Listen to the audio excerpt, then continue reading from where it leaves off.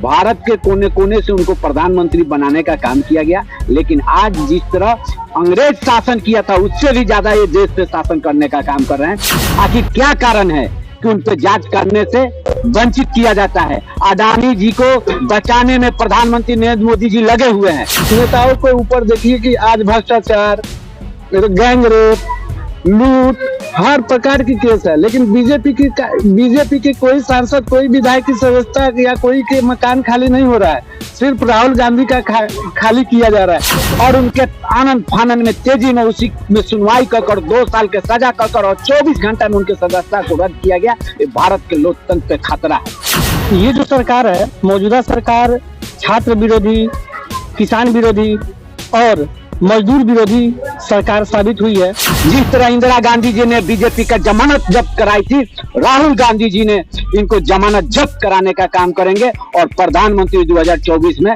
राहुल गांधी जी बनेंगे। देश हित में काम होगा, किसी अंडानी अंबानी के लिए काम नहीं होगा। मैं रवि गुप्ता, मैं अभी मौजूद हूँ बंजरिया थाना क्षेत्र के बंजरिया पंडाल में, जहाँ गांधी की ऐतिहासिक ये भूमि है, जहाँ पर गांधी जी का ये स्मारक कहा जाता है। यहाँ पे गांधी जी अपने सत्याग्रह आंदोलन शुरू किए थे। ये बंजरिया पंडाल के नाम से जाना जाता है। मेरे साथ मौजूद है बिट्टू यादव, जो एक कांग्रेस के बहुत अच्छे एक नेता है और ये युवा नेता है। मैं आपको बता दूं कि राहुल गांधी के सदस्यता खत्म हो जाने के बाद बिट्टू यादव ने यहाँ प्रेस वार्ता किया। आइए मैं जानूं बिट्टू यादव से कि क्या प्रेस वार्ता में ये क्या कहना चाहते हैं और किस ये प्रेस वार्ता का मतलब क्या है। बिट्टू यादव बताएंगे कि राहुल गांधी की सदस्यता खत्म हो गई, इसके लिए आप प्रेस वार्ता रखे, क्या कहना चाहते हैं आप? देखिए, सिर्फ राहुल गांधी जी की बात नहीं है, ये देश के संविधान की बात है। आज जिस तरह माहौल है देश में, जिस तरह प्रधानमंत्री जी और बीजेपी के, सिर्फ प्रधानमंत्री जी भारत के प्रधानमंत्री हैं, वो कुछ व्यक्ति का प्रधानमंत्री नहीं है। लेकिन आज जो उनका रवैया है, आज उनका कार्यशैली है, वो सिर्फ अपने मित्र अडानी अंबानी के लिए काम कर रहे हैं, उनके लिए प्रधानमंत्री बने हुए हैं। ये देश के दुर्भाग्य की बात है। भारत के कोने कोने से उनको प्रधानमंत्री बनाने का काम किया गया। लेकिन आज जिस तरह अंग्रेज शासन किया था उससे भी ज्यादा ये देश पे शासन करने का काम कर रहे हैं। लोकतंत्र और संविधान को ये समाप्त करने में लगे हैं। राहुल गांधी जी का क्या काम था? राहुल गांधी जी ने सिर्फ सदन में अपने अधिकार, भारत की जनता के हक के लिए जेपीसी की मांग करते थे। अगर अडानी साफ सुथरा आदमी है, मोदी जी को उस समय अच्छा आदमी मांगता, जब किसी पर आरोप लगता है, हम आरोपी नहीं है, हम सही हैं, तो हम खुद कहेंगे कि हम पे जांच होना चाहिए। आखिर क्या कारण है कि उन पे जांच करने से वंचित किया जाता है? अडानी जी को बचाने में प्रधानमंत्री नरेंद्र मोदी जी लगे हुए हैं। इसके पीछे कुछ तो कुछ राज है, मानना पड़ेगा। जिस तरह राहुल गांधी जी को सदन में आवाज उठाए, आनंद फानन में गुजरात के में जो केस वापस लिया गया था, पुनः उस केस को रिपीट कर और उनके आनंद फानन में तेजी में उसी में सुनवाई कर 2 साल के सजा कर और 24 घंटा में उनके सदस्यता को रद्द किया गया। ये भारत के लोकतंत्र पे खतरा है। जिस तरह सीबीआई ईडी से देश के विपक्ष के कोने के नेताओं को जिस तरह दबाया जा रहा है, नरेंद्र मोदी जी क्या समझ रहे हैं, आरएसएस के लोग क्या समझ रहे हैं? देश के जब जनता, देश के नेता जब अंग्रेज से नहीं डरे, हिटलर से नहीं डरे, तो नरेंद्र मोदी जी और आरएसएस क्या चीज है?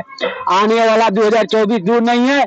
आने वाला 2024 में देश के कोने से, खासकर युवा, किसान, तमाम मतदाताओं बहनों ने एक ठान लिया है कि 24 में इनको खदेड़ के फिर भगाने का काम करेगा और इनको फिर उसी तरह, जिस तरह इंदिरा गांधी जी ने बीजेपी का जमानत जब्त कराई थी, राहुल गांधी जी ने इनको जमानत जब्त कराने का काम करेंगे और प्रधानमंत्री 2024 में राहुल गांधी जी बनेंगे। देश हित में काम होगा, किसी अंडानी अंबानी के लिए काम नहीं होगा। नेताओं के ऊपर देखिए कि आज भ्रष्टाचार, गैंग रेप, लूट, हर प्रकार की केस है। लेकिन बीजेपी के कोई सांसद, कोई विधायक की सदस्यता या कोई के मकान खाली नहीं हो रहा है। सिर्फ राहुल गांधी का खाली किया जा रहा है। लेकिन मोदी को समझना चाहिए कि ये गांधी परिवार है। गांधी परिवार किसी के सामने झुका नहीं है। गांधी परिवार डट के मुकाबला करने में रखती है। और मैं बता दूं बीजेपी को, यानी कि नरेंद्र मोदी को, कि मैं एक छात्र नेता हूँ। ये बता दे कि नरेंद्र मोदी के शासनकाल 8 साल का हुआ। 8 साल में छात्र के लिए उन्होंने क्या एक भी यूनिवर्सिटी, एक भी विद्यालय खोले हैं? 8 साल में वो बताइए, वो अडानी और तो मोदी जी अगर इतना ही अच्छे हैं तो अडानी और मोदी जी के बीच की भाषा को बता दे कि हमारे और आपके बीच की भाषा क्या है, रिश्ता क्या है। रिश्ता बताने में क्या जाता है, हमारे और आपके बीच में क्या है। और आजकल देखिए तो गोदी मीडिया कहना अब चौथा स्तंभ, जो देश के सबसे चौथा स्तंभ मीडिया होती है, वो मीडिया को भी शर्म करना चाहिए।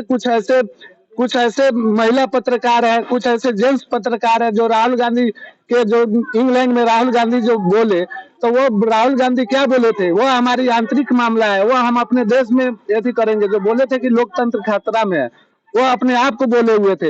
लेकिन बीजेपी के जो मंत्री जो है, वो प्रचार करने क्या लिखी कि राहुल गांधी देश के मान सम्मान विदेशों में हनन कर रहे हैं।